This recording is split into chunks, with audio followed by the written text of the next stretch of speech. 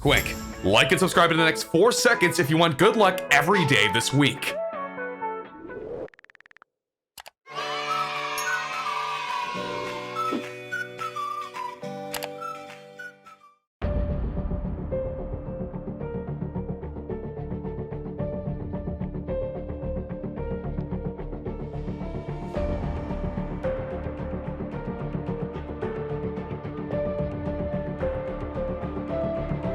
Does do absurdly well is closeout matches, whether it's from the top down there, and he does just take out Asian Jeff in the 50-50 at the end. Spratty Fishy currently trying to get some harassment onto Trevin. Wow. Looking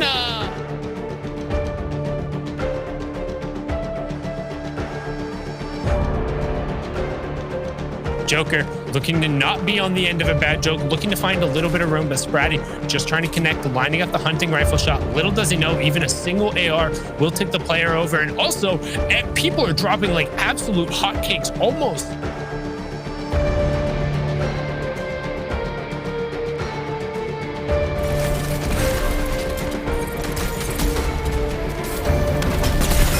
What? No way, man. There's just no way.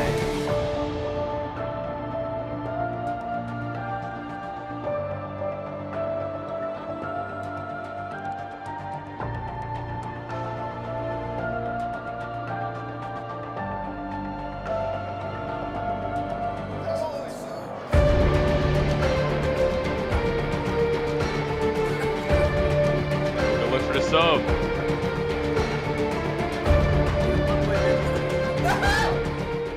Hey, Fortnite Moments fans! Want more V-Buck giveaways? Make sure to use code BEAST in the item shop.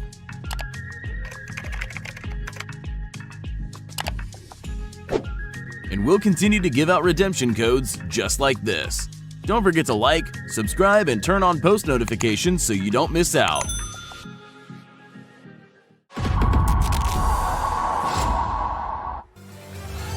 Welcome back, ladies and gentlemen, to the DreamHack Fortnite Opens here.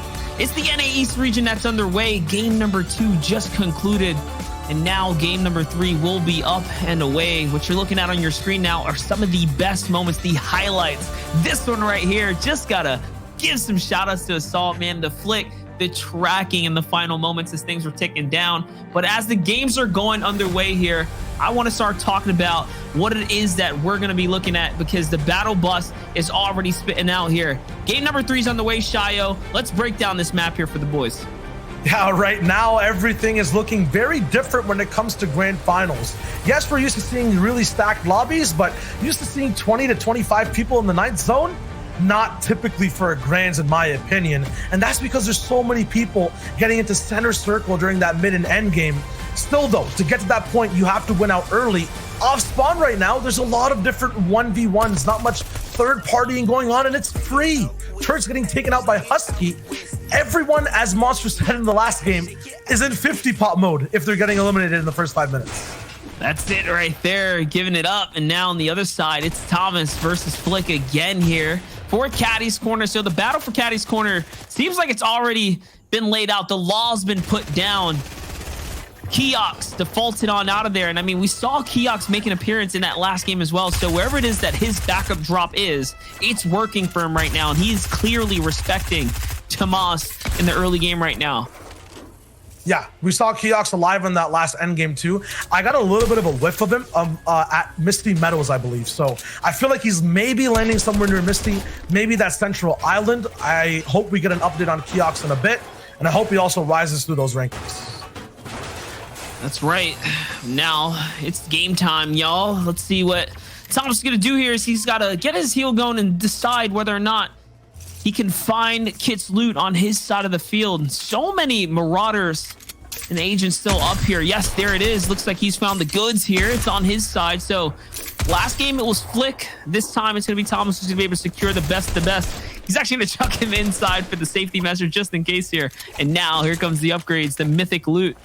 It's actually insane how quick you can just essentially max out your loadout just by finding Kit so early. And since, yes, right here, he has the Volt himself, completely box it off here with the hard mats and be A-OK. On the other side, though, it's Jelty and the Slurpy Swamps. Plenty of players here. I mean, everyone always talks about Shockwave Launcher or maybe the weapon that comes through with mythic items, whether it's the Burst AR or the Charged Shotgun. Everyone always forgets about how good that Vault is. Look at Jelty right now, getting taken out all the way down, and all he has is minis off of a regular kind of loot path to be able to consume. No chug splashes, nothing else to kind of comfort him in this defensive spot. So he gets taken out by Cosmic super fast. And there you have it. That's a big elim for Cosmic here, and the siphon to cap them all off. It's Coop was on the other side, though. Coop is up there. He's in 3rd place right now, so you know he's vibing in the competition, in the tournament, literally feeling himself since taking home the Axe of the Champions. Actually, if it's not too much to ask, before this game's up, we gotta see, before this tournament's up, I gotta see Coop farm with that thing.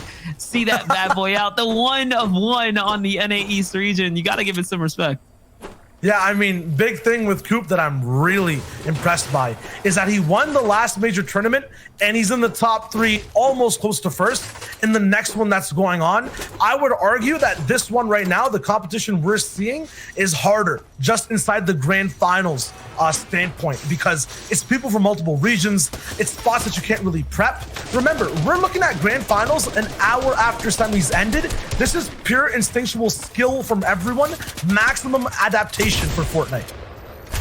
100%. That's actually great insight there to give people an idea of how this all is unfolding in front of them. That's one big dynamic we didn't really get to even touch on today. The fact that it's all happening here and now. Yes, you have to be as flexible as possible. Ethical, though, getting up above Crims here. Crims is recognizing danger now, possibly looking to set up the bait. Yes, he's setting himself up. He's trying to go on in. Does mess up the crash pad there, but it's okay. He's on the other side of the wall now of Ethical. Looking for the control, and yes, he's going to find attack follow-up, and that's all he's going to need there. The first elim for himself this time around. He still has a ways to go, though, to close the point gap here. All of his rivals, his competitors are long and away, long gone as far as the point gap goes. We'll see what Crims can do.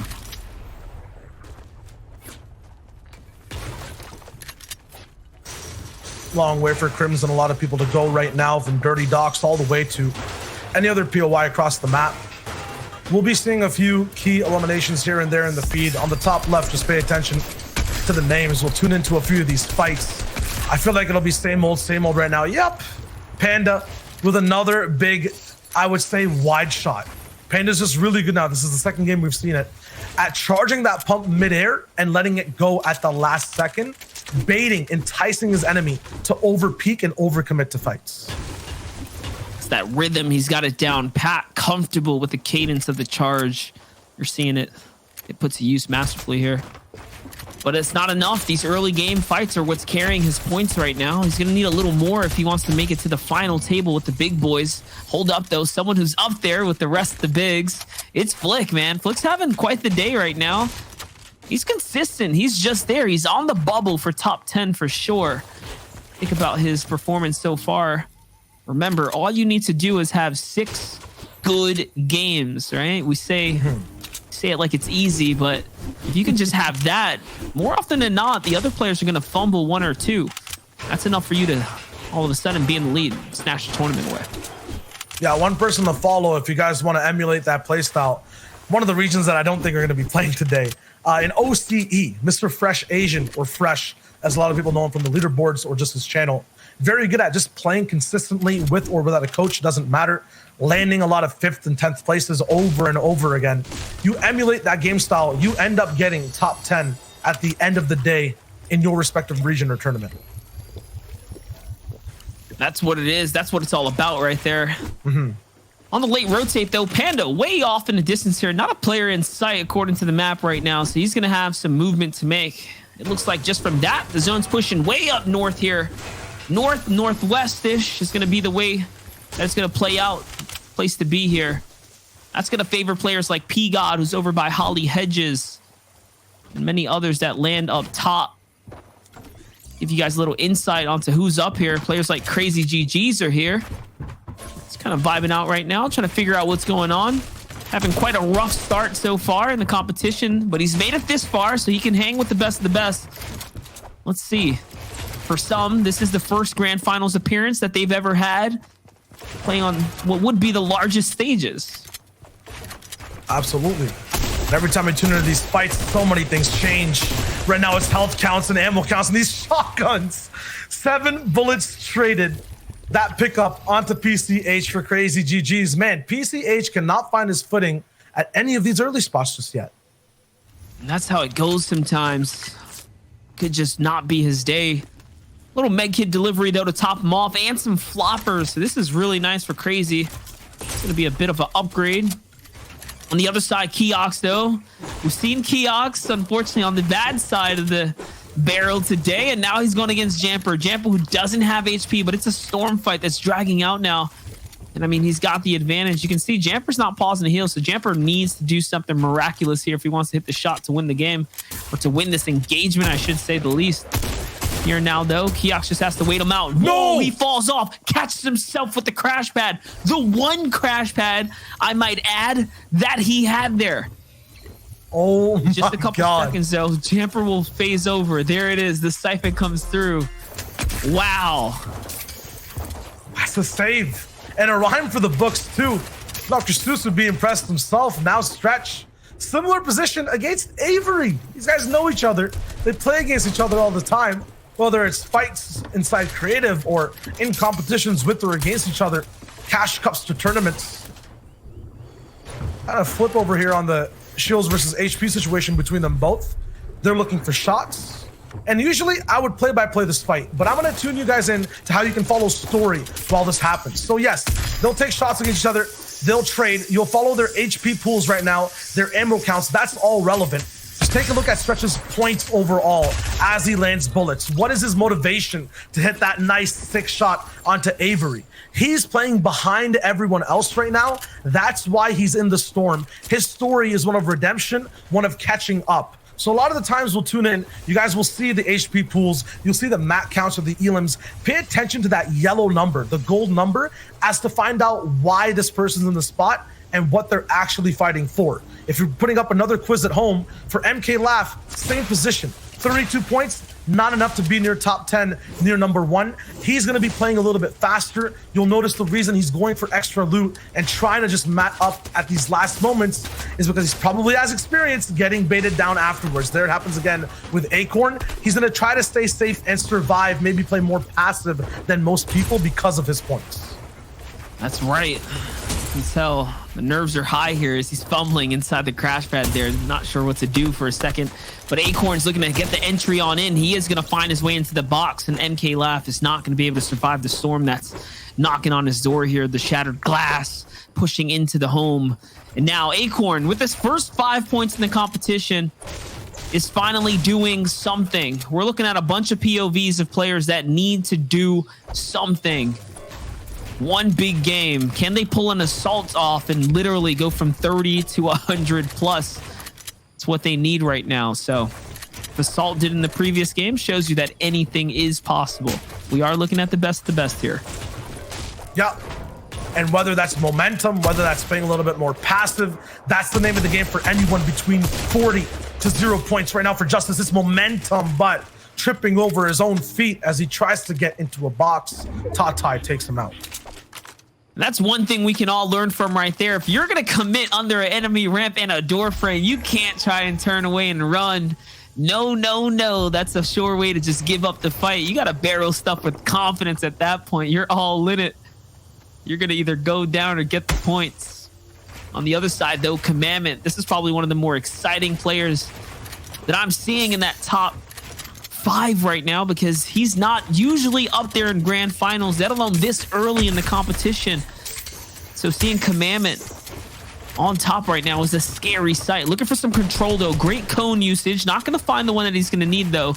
And now steps over and just battling, literally battling for the drop right now. He wants this launch pad, but so does Crunchy. Let's not forget, Crunchy's been having a day for himself, and now it's not looking too good. He's got the vet on the other side of the box here. He wants this tag. Yes, he's going to find it.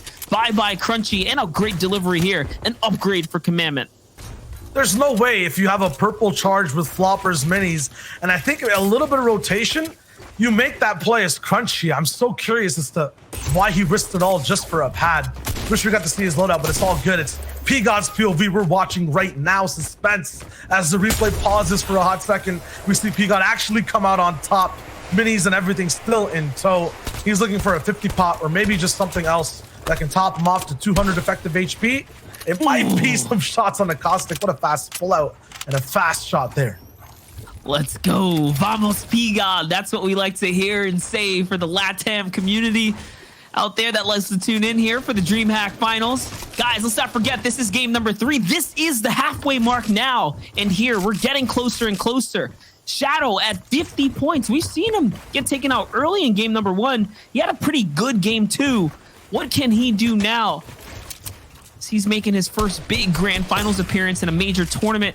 Oh, the big sniper shot onto Joji, and look at the confidence. He's ready to go into the storm for this one because he knows Joji's got to exit. This is his builds too. Here it is. The fresh builds are going to be the indicator. He wants this Elam. Can he get it? One shot. No, he was the second. Oh my gosh. So close, but it is enough. He's going to walk through Joji. More players trying to jump in now as we hop back to the other side. The action of Lakura trying to rotate the zone. 77 points. Yeah, right now, if we're watching anyone kind of in between 80 to 50 points, I mean, I explained kind of that low point story. For these guys right now, for people like Lakura, it's about being unique and doing something different compared to everyone else. They're so close and tied overall between 10th all the way down to 30th place right now on the standings. Anyone between those point thresholds. So we're looking at these guys trying to break 100, do things differently, and maybe get a few eliminations. Shadow tried, he succeeded. Thomas will also try that himself, pairing up into a base that isn't really typical of someone who's looking for a strong position. It's completely wooden and at the edge overall of Pleasant Park. Let's not forget, Thomas is on the bubble. He's in the top 20 right now, so close to edging his way into top 10. Coming into this right here, that break off, that cutoff point was 81 points. That's a 2 elimination difference, guys. Thomas already at 1 has suddenly started to gap that difference here. But hold up, the enemy on the other side, it's Bugha who takes the cone, controls the build, and grants himself with the shockwave launcher and Kit's mythic shotgun as well. That is the most impactful elimination you can ask for this early in the game right now. Thomas might have just created a monster for everyone else to deal with, and we don't usually get to see this loot on Bugha towards those grand finals. So this will be a perspective we've never seen before, with a storyline of someone who's in triple digits, in that top, I would say 5, top 10. This man is looking to just cement himself and gain control. That's what everyone here in the top 10 is trying to do. If these guys in the top 20 are looking to be unique, the guys at the bottom are looking to survive, the top 10 are looking for absolute control over everyone else. And what a good item to have, the shockwave launcher, to put down that control. Absolutely. On the other side, though, just look at the stack that's happening here. Jack, Day, Evasion, Zuki, all of these players sitting on top of one another. I see Shadow over there as well. Noel, Lakura. Most of these guys are anywhere from the 50 to 100 point threshold area, right? So you're looking at literally the pack of wolves that's in the lobby right now, stacked on top of one another on the back zone together. All of them have the same pressure and the same issue right now is where is zone 4 is going to go and who's going to move first or who's going to grant everyone the free rotate. NQs though has an issue here. Blues is trying to fight right now. Looks like he needs a little more, but okay, NQ's is going to answer back with a shotgun shot of his own to 120 and almost loses the trade. A 3 HP save is going to be what keeps him in the game right now. That jump dodged the last tack shot of his opponent, got him to be able to survive not only a second more in a fight, but also put down his last tactical shotgun shot as well. So brilliant gameplay there from NQ's. Nice call for that last dodge. And there you go, 4 floppers. Keeping him capped off. So Blues had flops as well. And now the zone reveals itself. It's actually going to favor the pack. It's going to favor Zuki. It's going to favor Lakira and all those others that were down on that bottom side. We saw a Day there. Let's see here. I think Q's making the rotate. Bully on the other side of the wall here. He's going to take some pop shots. This is a scary place to be shooting and gathering attention towards yourself because of how many other players are already situated inside of the zone here. Bunch of enemy builds. He's going to work his way around. Stretch on the other side, though, scrambling for his life right now. I'm seeing all red nearby. It's enemy builds. What is he's going to do? 25 points, Shayo. Remember, we talked about it. Yeah. He needs to do more. He needs to be able to survive all the way past this. I'm not sure if that's possible with the mass and materials that with the mass and the ammo that he has. There it is onto Miro. This might be the most clutch elimination Stretch could ask for. A complete refresh of materials. He had none before. Now back all the way to max. But he needs to be able to live through this. He needs to be able to survive, get that shield back up, and then he can possibly win this entire game. He has to leave big pots behind. He got what he needed to just live for now, but it's Cosmic on his back wall. This man never stops, and he has third parties pushing him forward into Stretch. He's still looking for a way in. This could be absolutely just tragedy for Stretcher. He's still getting shot. He's in trouble. Yeah, he's scrambling back right now. He's getting forced closer and closer to the zone here. It's not looking too good right now. His players have recognized the dangerous situation here. Someone's on the backside of the wall now. Yes, there's two players on the other side, and just like that, Cosmic has created a serious avalanche on top of Stretch. Every single time we've seen Stretch now, he is winning his solo individual engagements, but just the timing is not there for him. The positioning is just not there for him. Tragic, it really is, because when he's alive in those grand finals and when he's alive in those end games, he keeps a lot of people in check who are playing this reactionary playstyle we're seeing in game 1, game 2, who are going for quick last minute flicks. Stretch is so good at maintaining control. Not there this time. Here's Skittles with that reactionary gameplay. Nice quick shots onto Zer. Again, taken out before he sees an end game. This man was 4th at one point and is falling deeper and deeper into the ocean of not being able to win NA East. There was a key frag there too. Assault. First place is going to fall now, so that's going to open up the playing field here, really open up the canvas for everyone else to lay down their image of how they want this grand finals to all paint out and shape out here. Now that that's opportunity is up in the air, it's up to players like Skittles, who's at 109 points now, to snatch that first place. He can do this in a couple of different ways. It's by finding frags or just taking his time here and making his way to endgame. There is so much more placement to be given out here. Players like Bugha now have a top or an opportunity to get to the top as well. Will he find Shark? No, he's not, but that's okay. He's got more players in sight here. He's trying to get active. Remember, he does have that shockwave launcher. This is the first time, like we said before, that we're going to see Bugha with an actual meta loadout, like the strength in his inventory and making his way to endgame. It's going to be amazing to see. He's so good at making his enemy do what he wants to do in a box fight. Now he can just orchestrate the entire server. Whatever track he wants to play, everyone else has to bop to. And if you don't like what he's putting down, you're going to get eliminated straight from the lobby with that shockwave launcher. Regardless, other people who are on top right now, who are unaware about who has the power loadout. Acorn, Bully, and Class, kind of in a triforce of a base all the way up top. Degen right below them, Todd Ty beside as well. People decide to kind of move out there. I'm not sure if you caught what the name was, Monster, of the guy who had that grappler, but that'll be the best individual to kind of contain Bugha and not let him run away with the music. Yeah, there it is. I think it was Trey who just cut through the bottom of our screen there. So he's all ready to zone. Yeah, Osu's Trey sitting there with Daxter and Mars, but here it is. It's time to start making a move. It's time to hit the boogie down. He's going to launch pad across there. Cal, on the other perspective, the player who might just be at the bottommost area in the zone here. He needs more points, and there it is. He wants to swap places. He wants to climb his way up the leaderboard. He's going to find Bully on the touchdown here, showing that, hey, it's halfway into the competition, but I'm not out of this just yet. I want to do more here for myself. Take a look at the wide shot, though. Just look at the player still alive as it freeze frames for us. It's Bugha. It's Class. It's Smacked. I see Aspect. Mars still in this game, too. Other top 10s in there, too. Coop still alive, and Skittles as well. This is going to shape up the standings now that Assault is no longer in the game. Do not forget that. As players like Cal are still getting some crazy exchanges here. We might be looking at one of the biggest comebacks for someone who is at the bottom of the food chain, somewhere in the last place. I took out Bully, who had so much on him because he was hyped the zone before. Chaz was trying to rotate. He got taken out. Now we're looking at Bugha. Now he's still staying low-key. Has not pressed play on the shockwave launcher just yet offensively. He's still playing these assassin kind of positions all the way around in cones, in and out. Now he's kind of near height. gets launch padded and then, no, crash padded by someone else, pushed forward. Daxter is getting popped up all the way across too. Everyone is staying side by side towards the front, all the way to the backside. His own P-God gets pumped out. Coop is surviving all the way low as Bugha soars high and high time and time again. That's right. Let's not forget how the shockwave launcher works. You can snatch height and then launch players off into the zone. And there's nothing they can do about it.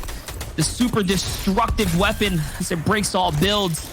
Here it is, Bugha trying to set himself up for success. He's opening the floorboards up. He's ready to go flying here. He's trying to go up for height. Ooh. Yes, he's going to find the crack shot onto whoever's up top. And now it's just all an exchange on the bottom, though. On the low ground, Lakura finds himself a massive shot as well. That's going to be his second elimination. 120 points just about here for Lakura. Someone's in the box with him. It's big shots being traded. What is he going to do? He's in a storm now, trying to play for the flops. On the other side, though, Shayo, it's Bugha on high ground. 15 people left, 8 zone about to just lock in a few seconds. Bugha's up top, but he's not staying quiet. He's beaming down completely, and I think still has double digits left over in that shockwave launcher once the zone starts to close over or goes over new builds completely. Coop is looking low, taken out by Smacked. Buck T alive this time, looking for revenge. It's him versus Smack, box to box. Aspect versus Degen. Degen taken out again. Aspect cannot get the refresh. Acorn takes him out. Acorn from 0 points is rising all the way towards the top in this end game. Bugha is still alive, looking for shots from the top side downwards, looking to reign as king, as the first place contender over everyone else. He has a huge elimination, follows up with tags of his own. This is his game to win, his game to close out. Absolutely. Time to hedge your bets, guys, because there's no way the World Cup champ's going to give it up now. He's got the lead, and it's all in his favor here. It's 3 eliminations, 160 points, well and above into that first place threshold he's soaring into. And now it's time to see what it is that he can find on the way out. Only 9 builds, though, so he's got to be very, very cautious here to take his time. On the other side, though, the other perspective, the other story, it's completely different. It's mayhem in the low ground. Nick, Bukti, Lakura, all battling it out as Bugha's just applying pressure from up above with that shockwave launcher and AR. He doesn't even need to go down, but he will, just for the style points, just for the eliminations. If that happens, though, someone can go straight all the way up. Lakura is there in the air. Bugha has the insurance, though. It's not the shockwave. It's his top-tier aim that you can't forget. Bugha takes out the final top 2 players to become the winner of game number 3. And just like that, that's going to cut things off. That's your halfway mark for you guys. We're going to be tossing to a quick break, and when we return...